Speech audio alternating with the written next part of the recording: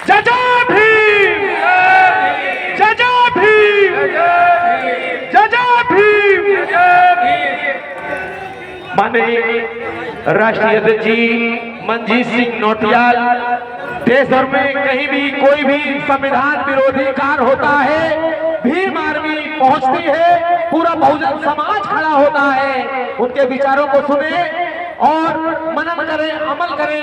जोरदार ताली बजाकर एक बार पूरा स्वागत करें पुखरार संजमी से माननीय नौटियाल जी का।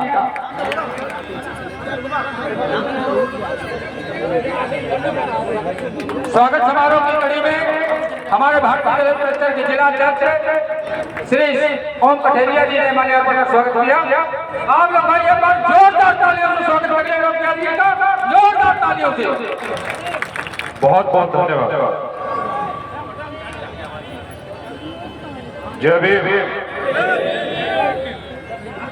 बहुत हम शिक्षा समारोह में आए हो, बाबा साहब के नाम से क्रांति करने के लिए आए हो। जय भीम। आराम से, ये भीम आर्मी नहीं सीखा।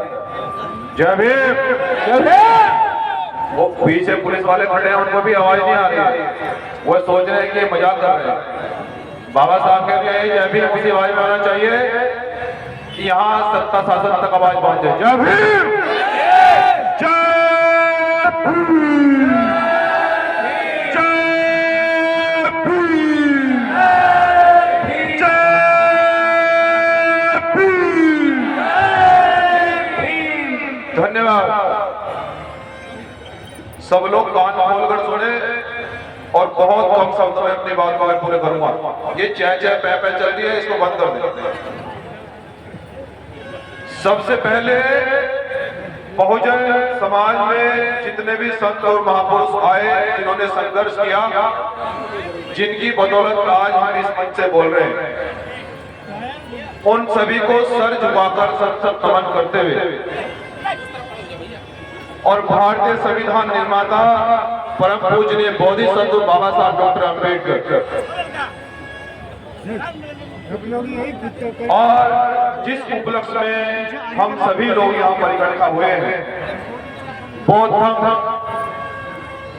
दीक्षा समारोह और मंच पर उपस्थित मेरे बड़े भाई बहुत ही संघर्षशील लक्ष्मण यादव जी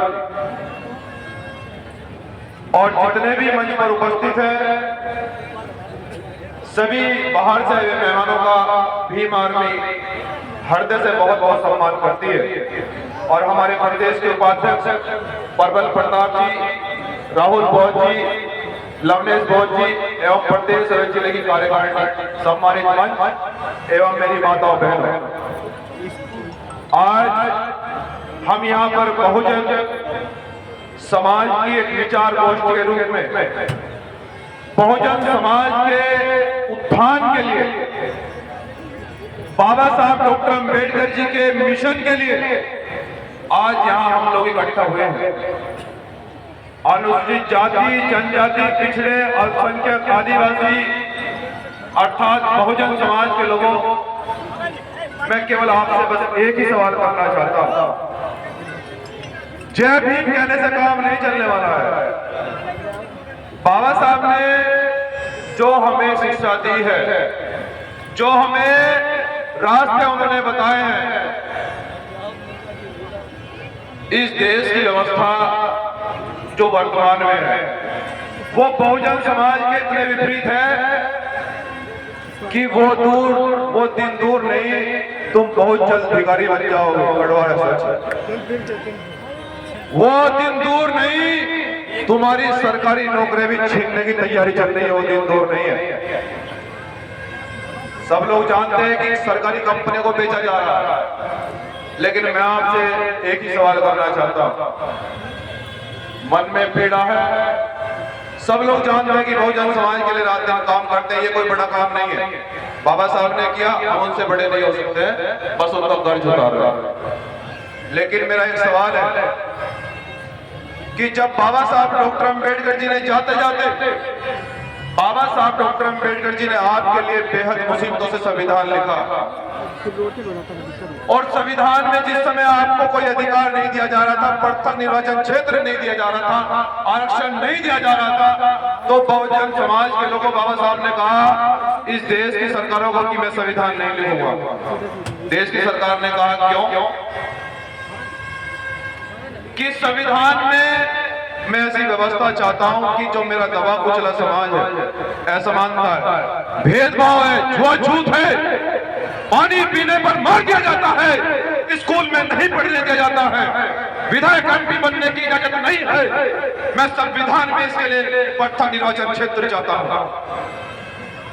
देश के कुछ नेता आए, उन्होंने कहा कि अम्बेडकर पागल हो गए हो, एक मजदूर एक लेना चाहने वाले व्यक्ति हो, तुम हमारे बराबर में बिठाना चाहते हो।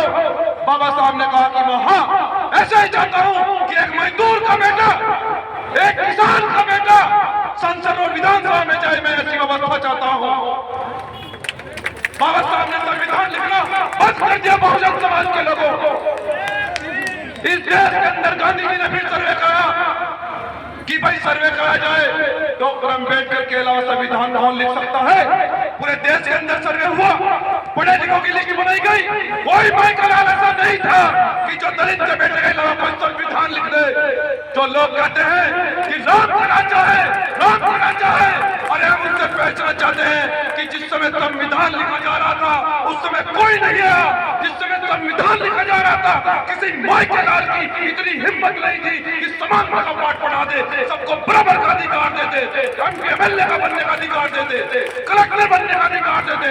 ये बहुजन समाज में जन्म में बाबा साहब डॉक्टर अम्बेडकर की हिम्मत थी, अपने बच्चों को कुर्बान किया, परिवार को बलिदान चढ़ा दिया बहुजन समाज के लोगों।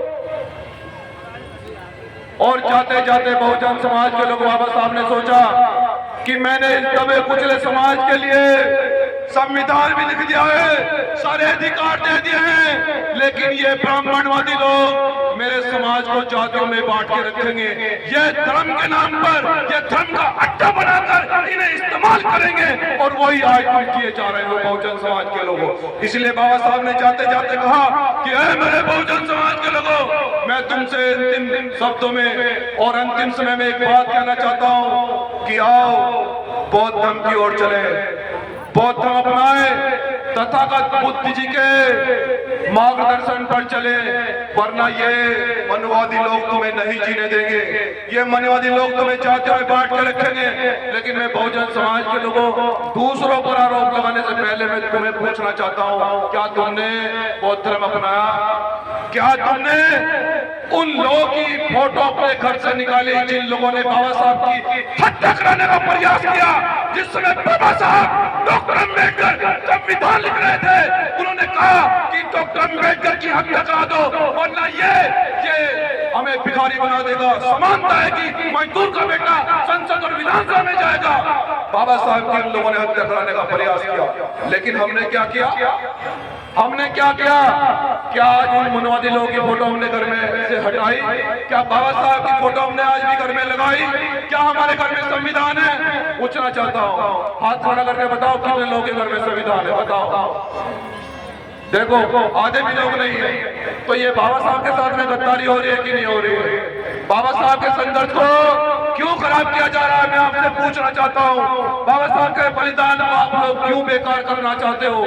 मैं आपसे कहना चाहता हूँ कि जिस समय आपको पढ़ने का अधिकार नहीं था, पानी पीने का अधिकार नहीं था, आपको सब अधिकार दिलाए, लेकिन बाबा साहब ने जाते जाते जो आरक्षण में जो व्यवस्था बनाई, उसमें हमारे समाज को ये कहा गया कि समाज के लोगों आरक्षण की बदौलत जो बड़े बड़े पदों पर पहुंचता रहे, जो डीएम और कलेक्टर बनता रहे, जो एसपी बनता रहे, जो जज बनता रहे, मैं उससे एक संदेश देना चाहता हूं कि अपनी कमाई का 2%, अपनी कमाई का 2% पिछड़े हुए जो एक दबा कुचला समाज है, इसको देना। क्या हमने ऐसा किया? क्या जो समाज से डीएम और कलेक्टर बना, क्या उसने समाज की ओर पीछे मुड़कर देखा? मैं पूछना चाहता हूं आपसे कि सुधार ये बहुजन समाज ही करेगा, मैं हम अकेले नहीं कर सकते हैं। लेकिन इन मनवादी लोगों की आप लोग साजिश देखिए। बाबा साहब हमें ये कह करके कि 2% आप लोग अपनी कमाई का इस पिछड़े हुए समाज को देना, दबे कुचले समाज को देना, तो मनवादी लोगों ने क्या किया? आप लोगों के लिए 33 करोड़ देवी देवताओं के ठेकेदारी आपको दे दी कि भैया आप मानोगे 9 दिन व्रत भी आप ही रखोगे, ये मंदिर जो बनाई है इसमें चढ़ावा भी आप ही चढ़ाओगे, चढ़ावा चढ़ा रहे हो नहीं चढ़ा रहे हो, उन मनवादी लोगों के गले में पैसे डाल रहे हो कि नहीं डाल रहे हो, आप लोग लंबी लंबी यात्रा करते हो नहीं करते हो, जिसकी नौकरी लग जाती है सीधा वहां पहुंच जाता है 500 किलोमीटर दूर। अरे शर्म की बात है, बाबा साहब डॉक्टर अम्बेडकर जी ने अपना परिवार खो दिया, इसलिए तुम कलेक्टर हो, इसलिए तुम डीएम हो, इसलिए सूबे की मुख्यमंत्री 4 बार दलित की बेटी बहन को बनी आती, इसलिए मुख्यमंत्री बनी क्योंकि बाबा साहब डॉक्टर अम्बेडकर ने अधिकार दिया था, मनवादी लोगों ने नहीं दिया था। मैं बहनों आपसे कहना चाहता हूं कि एक दिन अगर आप लोगों ने मनुस्मृति पढ़ ली, एक दिन नहीं जी पाओगे, एक दिन नहीं जी पाओगे। मनुस्मृति में आपके लिए इतने कठोर वचन लिखे हैं, तो क्यों बाबा साहब को धोखा दिया जा रहा है, क्यों बाबा साहब के साथ में गद्दारी की जा रही है। मैं आपसे कहने के लिए आया हूं, कार्यक्रम तो रोज लगते हैं, लेकिन मुझे पता लगा कि हमारे भाई बहुत सारे बुद्धिजीवी लोग भी आ रहे हैं कि मुझे वहां जाना चाहिए, और मैं इसलिए आया था कि बहुजन समाज के लोगों तैयारी करो। अगर सत्ता और शासन और परिवर्तन करना चाहते हो तो बाबा साहब को जान लो, गुरु रविदास जी को, पेरियार साहब को, महर्षि वाल्मीकि जी को, ज्योतिबा फूले साहब को, नारायण गुरु को, पेरियार साहब को जान लो। जब तक नहीं जानोगे, जब तक आपका उद्धार निश्चित नहीं है। और बाबा साहब ने जाते जाते कहा, बाबा साहब से बुद्धिजीवी तो नहीं हो सकते, बाबा साहब से बुद्धिजीवी हम हो सकते हैं क्या?